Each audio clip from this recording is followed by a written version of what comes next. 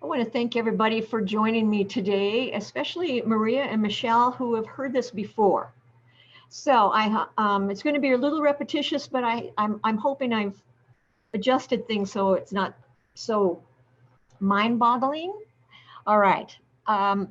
First, I always ask people, what do you not see in this photograph? Linda, do you have any idea?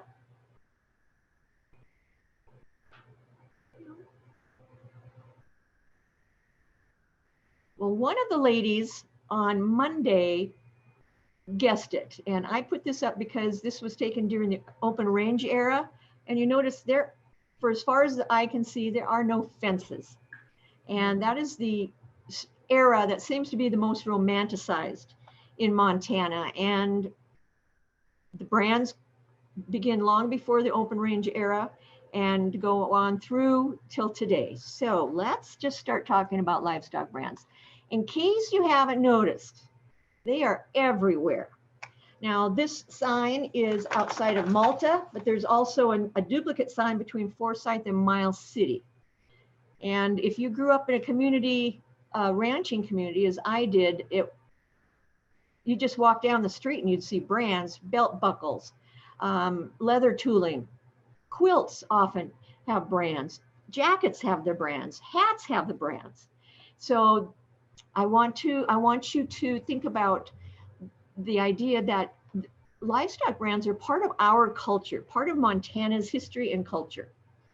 And of course, they begin as marks of ownership. They allow me to see that there are half a dozen cows in my corn, and I see someone, it's a lazy JH, and I know who owns a lazy JH. So I call them and ask them, please get your cows out of my garden. And it works that way too because of cattle rustling. And that's what this is all about, quite honestly. It's a means of showing ownership in case calves or cows or steers are lost.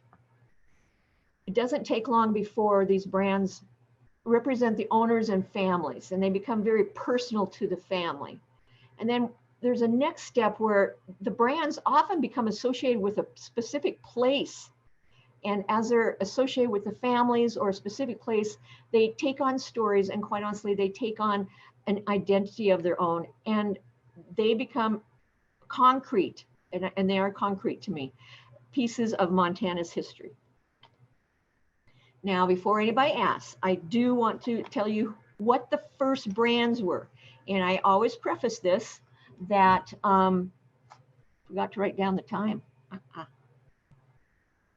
Always preface this with it's a lot like the Abbott and Costello routine. Well, who the heck is on third? Because they're all different versions of the first. The first time, as near as my research can tell, and I'm very happy to hear something different that I can go in another direction.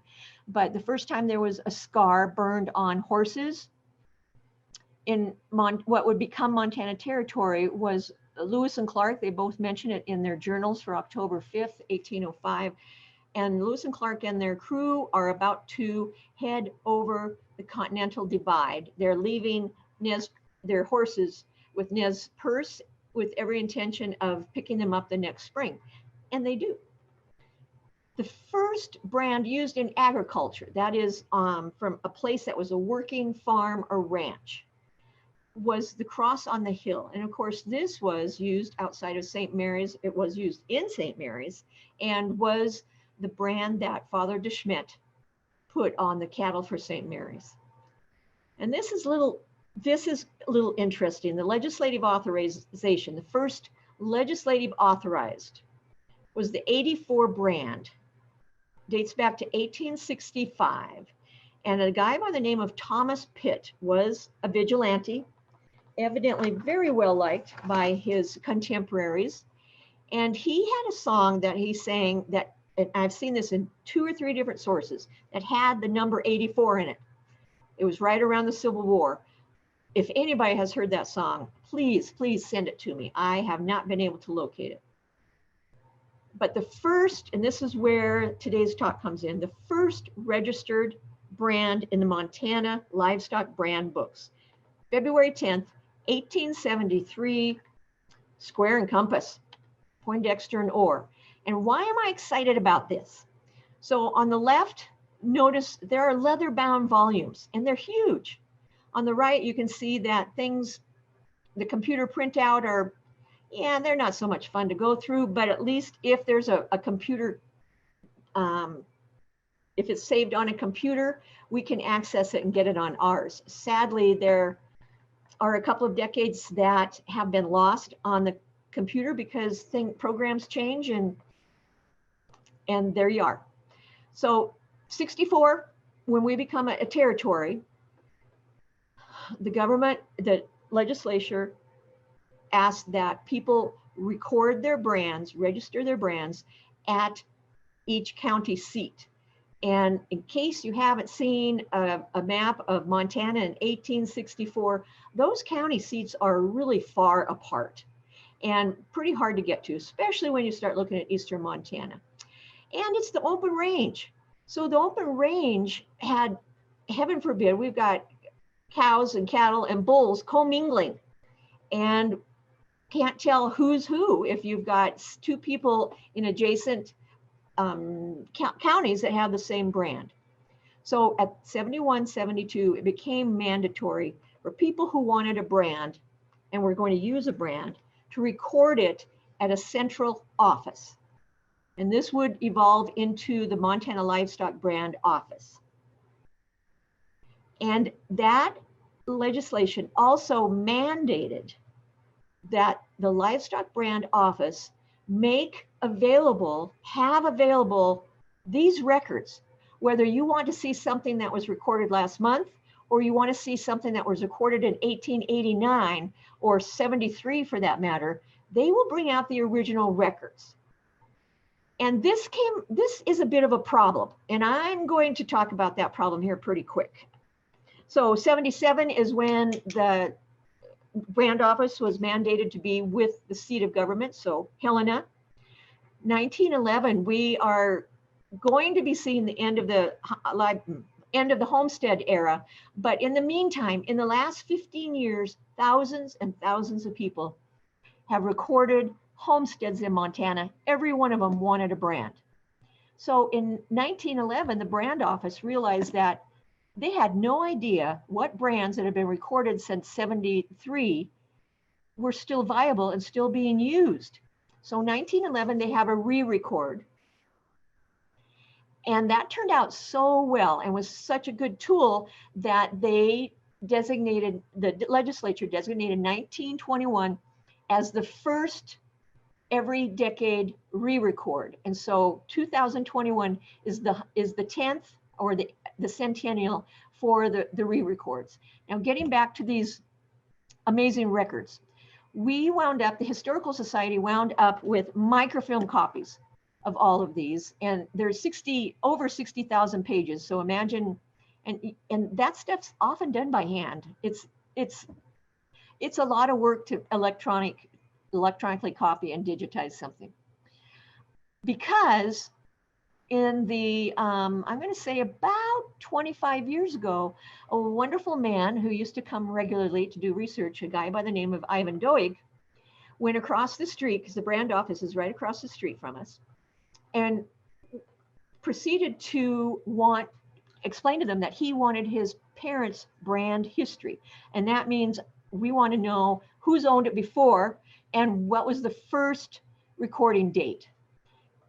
And he was brought volumes and volumes. And I'm a historian, and so I cringe when someone goes like this to a 100-year-old volume. Mr. Doig, and besides that, he was the sweetest man. He realized that the brand office were not geared for taking time out to explain the records to people.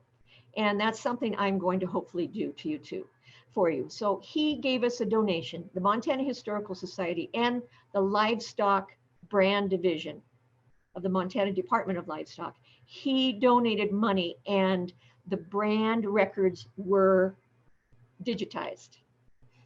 And this is what they look like initially. There are 2 indexes for each re-record. And the first, of course, starting in 1873. But I want you to look at these. Can you see my cursor? So here is the first page of the first records, and there's Poindexter's oar and compass, and we're going to get to that. And here is, I want to say this is in the 30s or 40s, I should remember. But again, look at these. These are all hand drawn, and what you're looking at here is, oh no, I think this is during the Homestead era. You notice they have the same page numbers. The brand office is giving away the same brand, but on different body parts. Bam, bam, bam. So hand drawn brands. And then this is the page number. These are the page numbers where we should be able to find the brand in the brand books. So for the first one from 1873 to 1910 or 11. And then it goes by decade. Now, I want you to think of this amazing process that our ancestors created, because of their system without computers, and I would say most of the time they were without typewriters as well, they managed to create a system and a structure and an organization that allows us to search for brand records with the original records. So here you see this beautiful alphabetical list. They don't come up with one of these, what we in 2021 would consider alphabetical, until 1921. And then the last one, doggone it, is for 1941 to 50. So if you're going to start a brand search, I always try to start in one of those decades so that I've got a handwritten or a typed index to go through. And again, so here we've got where the range they're on and the page number. And here we got Poindexter and Orr was recorded to them and number 1. And someone just pointed out recently that John Poindexter also recorded a brand, and he's also on page 1. Okay. Now, I'm a little random, so I hope this is okay, but these records are so much fun. They are so much fun. For instance, there's a 007 brand that belongs to someone by the name of James Bond in Montana. There's also in the records from 1907, this entry on the bottom that says John the Baptist, Billings, Yellowstone County. I have looked for all the churches. I have looked for all the orphanages, any organization that would have been called John the Baptist. And I've not been able to find anybody or anything under that name or John Baptiste coming out of the Yellowstone at the beginning of the aughts. And so this may always remain a mystery. Perhaps John the Baptist did retire here. It's where a lot of people choose to retire. But look at this. It's dated 1892, and I think that might say Bill. But evidently Bill had the need to have a disclaimer. No way. No way was this John the Baptist. 1982. But here's where it all begins. This is Poindexter and Orr's Square and Compass, the first record, February 10th, 1873. Everybody that still has a brand that was recorded on that day will remind you that there were 55 brands recorded that day. That is true. However, there's nothing we can do about it. Poindexter and Orr's Square and Compass was the first. And yes, they were Masons. They were partners in Northern California and later in the Shasta Valley. Orr brought cattle to Montana in, I want to say 1865, and wound up feeding them and fattening them up in the Beaverhead Valley. And then he drove them on to Bannock. And I've always thought that the people who were the smart ones were the ones that made money off the miners, because the miners needed to eat. And there are a lot of Montanans that did this. So Poindexter and Orr goes home. He reports to Poindexter that this place is paradise if we want to raise cattle. And within 1 year, just the very next spring, Poindexter and Orr bring thousands of head of cattle and sheep to the Beaverhead and other places in the southwestern part of Montana.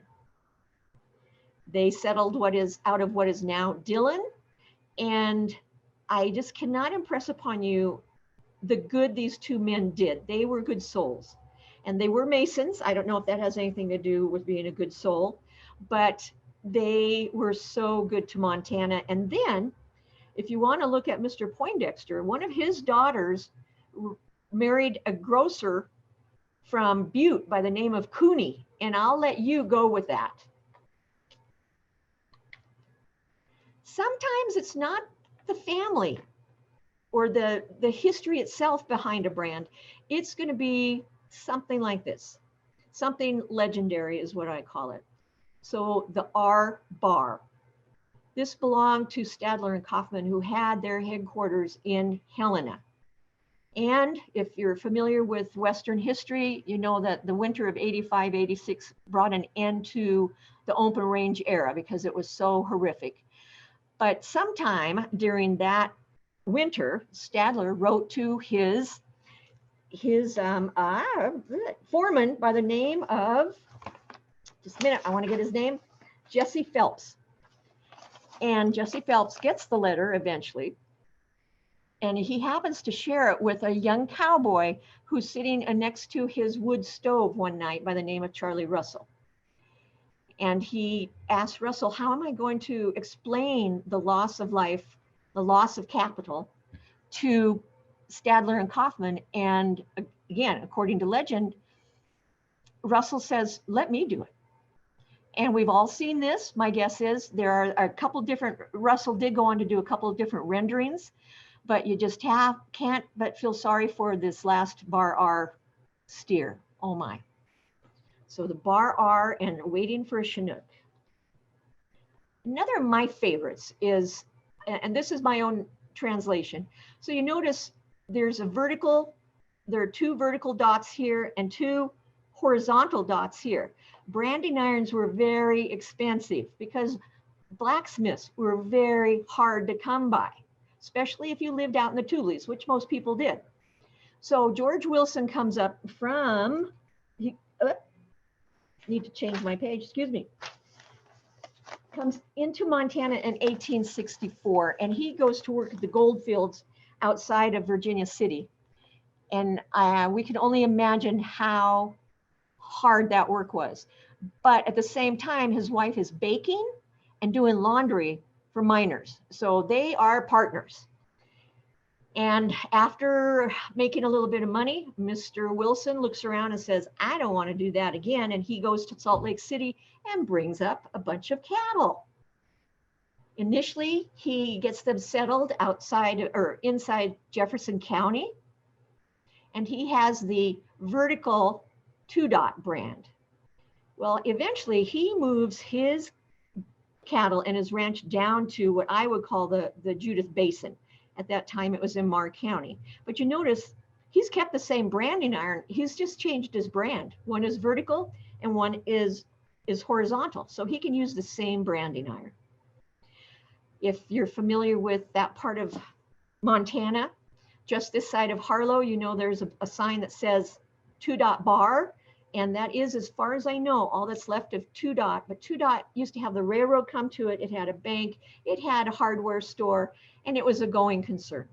And rumor has it that Mr. and Mrs. Wilson were wonderful people. They always welcomed people into their home. And Mrs. Wilson always insisted, and I suppose this is up into interpretation too, whether this is wonderful or not, but she insisted on going on the trails with her husband and the crew. She was the cook for them. Again, they were partners. And then as I go through these, we find a lot of brands that I believe meant hope and home to a lot of people, certainly to hundreds of thousands of homesteaders. But here we have Joseph Proctor and his wonderful Joseph Proctor, his wonderful wife, Elizabeth. And Joseph is emancipated off a plantation in Texas after the Civil War, at the end of the Civil War.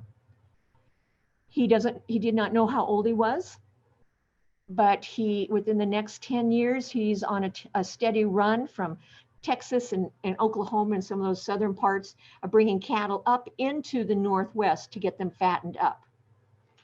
When you read about his life, those first couple decades coming up to Montana were kind of a who's who in the cattle industry in Montana. He seemed to have worked for them all.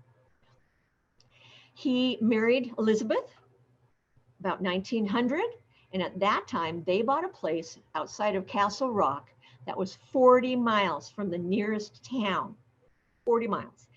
According to their daughters who left written memories, it took 2 days to go get mail. You went one day and you came back the next, and the neighbors took turns, thank heaven. But the Lazy MK bar was Mr. Proctor's brand, and he re-recorded this. It initially recorded 1916, and you see where he re-recorded in 21. They, as happens to all of us, got a little old, and it got harder and harder to operate the ranch. So he and Elizabeth sold the place outside of Castle Rock and bought a place just a few miles outside of Forsyth. And that's where they spent the rest of their days. And I like to think that they were very nice, lazy days for them, because they had earned it, as have all these folks. And both of their daughters, one whose name, you see these beautiful young women here, and mom, who thinks the camera can't catch her. But here we've got Martha Proctor, one of their daughters, with the bar MP. So she's got her initials on a brand. She records it in 31, and it's re-recorded at least in 41. So the family had it for a while. Hope and Home, I hope. Here's a quick one. So here, this is the Eve brand. This belonged to Evelyn and Ewing Cameron. They had a place outside of, I want to say Sydney or Terry. Someone help me. East Side, Sydney or Terry, whatever's in Dawson County, that's where it was. It was in Terry. Say again? Terry, Montana. Terry, Montana. Thank you. Thank you. You wouldn't know that I came from the East Side, would you? It's some of those places just are a mystery to me. I have a question. Thank you. Thank you so much. So the Eve brand. Here we have the oak, the double oak yoke brand. That belonged to Nelson Story.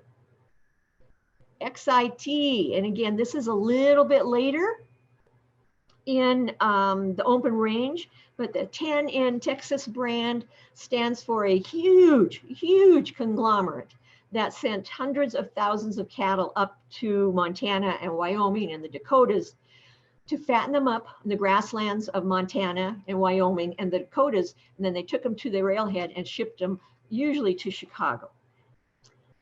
I love this because this is Teddy Roosevelt's Elkhorn brand, and that's what it was called, the Elkhorn brand. But this is after he has been to Montana.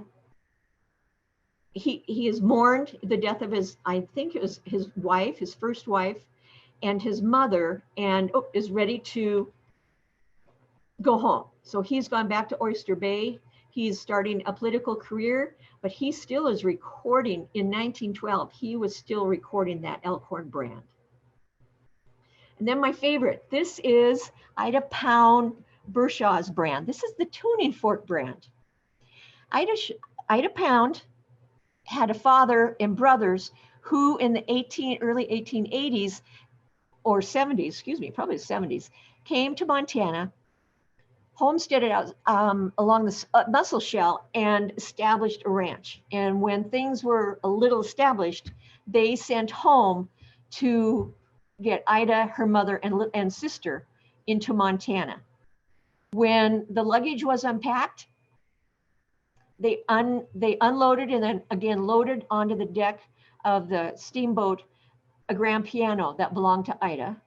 According to legend, she played it every night, and this just seems like this has got to be real. She played it every night for the passengers and crew of the steamboat by way, it was the far west if you're into steamboats. And it's just amazing. And then you think that, so her brothers and a crew and her father met the three women at Fort Benton, and they had a wagon and a team of horses just to pack her piano home for the first time to the ranch. Ida becomes a school teacher. She later marries a businessman in Big Timber, but she records this tuning fork brand, and she re-recorded it. I'm not sure why it's not stamped, but she re-recorded it July. It's got to be 1920. Let's see if we can move this over. Nope, nope, nope. Okay, no, I won't do any more magic. But I'm glad to say that both the grand piano and the tuning fork brand are still in the family. These amazing records are on the Montana Memory Project. And you can just Google Montana Memory Project, Montana Livestock Brands, and you're going to get the brand page.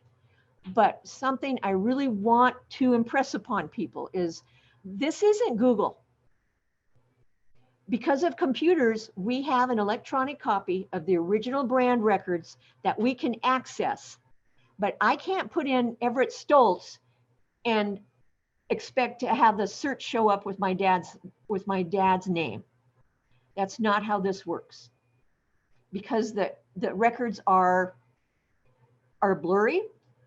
They're often written across, and the software that is used to access information, to read information, often doesn't work with these. But they are an amazing, amazing Montana resource. And gosh, if you want a brand search, give me a call. All right. There it is. There's more cattle brands than you can shake a stick at. And I'm going to ask if there's any questions. Did Joyce have a question? I have a question. Yes, sir. There's a reference on a number of these brands where something was vented. Do you know what that means? Reference of vent. Yes, sir. A vent was a mark that was put, let's go back. Well, here we can see vent inverted R. So a vent would have been a mark they would have put on a cow or steer after Stadler Kaufman sold it. It meant that this R was no longer legal. And so the inverted R would negate it. Often the vents are just dashes. Oh, here, vent for horses, 2 dots cut together. I don't know what that means. Yeah. And oh, now I remember one of the things I was going to do. I was going to get a picture of dewlaps. I'm sorry I didn't. Yeah. But the dewlaps, of course, were used. I don't think they're used anymore. Those wonderful ear tags are used. You can actually, I've seen a dewlap somewhere in Montana. I think up in Hill County, possibly. Okay, is recent, sir? In the last 30 years. Okay. And you know that they cut the ears too. Yeah. Mm-hmm. And that was the intent, that the cowboy or rancher or whatever who was looking for something could tell what a cow was without having to ride all the way up to examine the brand. Oh, that makes sense too. And I've been thinking it was just one more step to mark the cattle. In 1885, that is known as the Cattlemen's Legislature, because it was the peak of the open range era, and a bunch of laws were passed to protect livestock from rustlers. And that would be a whole nother program on its own. So I'm not going to get into that, but 1885. But thank you. And that makes perfect sense, especially if you see a silhouette on a hill. Yeah, excellent. And you might see it sometimes as a reference that both ears might be marked. One ear, they'll make a reference to a slash on a left ear and another cut on the right ear. And if we were to go through a big list of these, sir, I bet we'd find those earmarks. I'm sure you're right. Yeah, in fact, I think I saw some references. Okay. Teddy Roosevelt's ranches were in Dakota Territory. I was thinking North Dakota, but actually it was Dakota Territory until 1989. And I think the eastern part of Montana was in Dakota Territory too. No, by 1889, we are a state. Yeah, both North That's Dakota right, and Montana 1870. became But states in when we become- 89. When we But become a state, Russell was already, or not Just- Russell, but Teddy Roosevelt was already gone then. He left in about 87, so Mhm, mhm. after the big storm, yeah. But there's wonderful readings and stories about how active he was in the Dakotas and eastern Montana communities. He took this ranching very seriously. He did. Yeah. Mhm, mhm. I've read those North Dakota or Dakota books too. He's from North Dakota. Okay, So Joyce did have a question and a comment. The first one is that her husband's dad was basically a pioneer in Montana and registered the Heart Lazy Y. I'm probably getting that wrong. So it was a the heart heart and is then lazy? Is the heart lazy? heart and then lazy Y. So it was a heart and then a Y on its side. Okay. Are they and- connected anywhere? I'd have to ask her, Okay, which is difficult with her being on the conference call. okay, But you bet. it was in Richmond County and registered in Lambert by Sydney, Montana. Richmond County, Richland. Lambert, Lambert. I guess she said it was near Sydney, like I think she said 30 miles away. Okay, oh, She said it was the Heart Lazy Y. And it okay, was her husband most recently, I'm fairly positive he's passed now, but registered it in 95.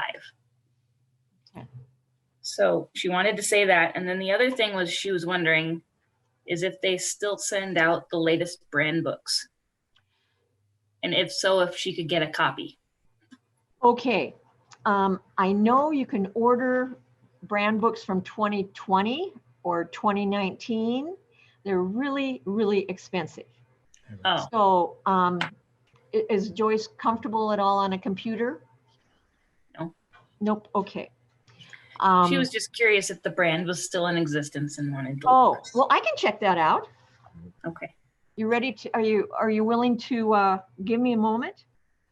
Yeah, if you Well, I have can- time to show us what you do, and Oh, that's right, okay. So let me get out of here. Yep, we'd come love on. to see a brand search.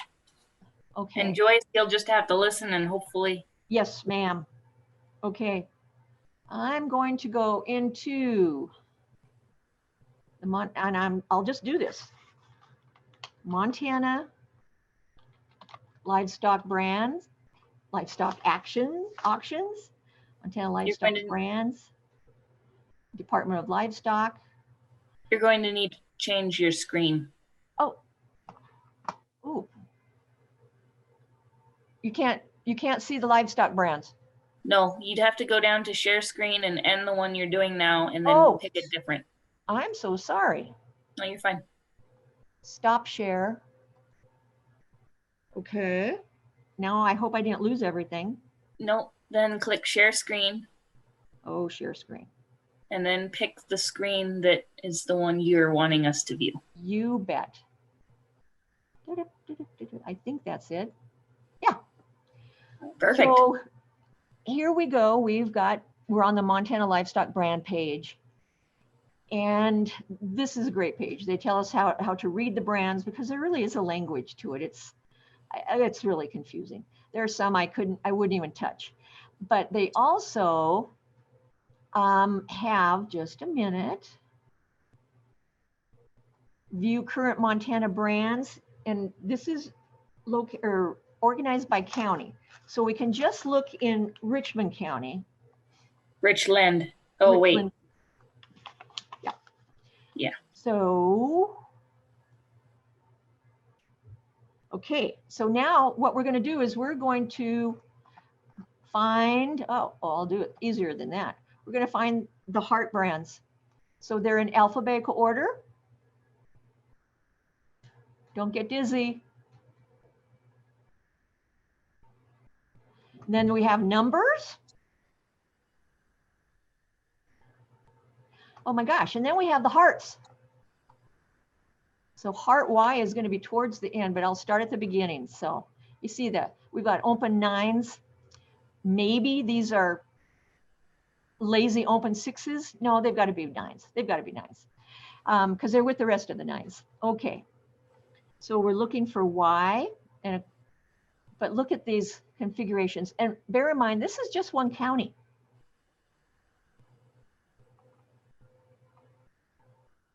And I am not seeing a heart lazy. Well, there's this. You see this one? It's Joyce, if you're listening, it's a heart with a Y to the right over basically like a rocking horse cradle type Right here. bow. So well, let me go talk on the phone with her and see what Ask her if it was right hip, right thigh. Okay. That was fun. Yeah. So, Yes.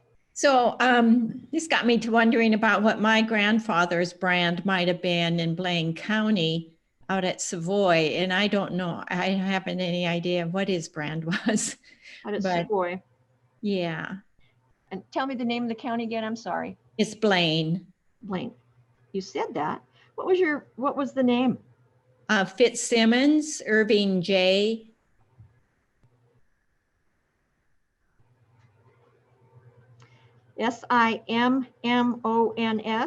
Simmons. No, it's Fitz, like Fitz, and then Simmons, Simmons.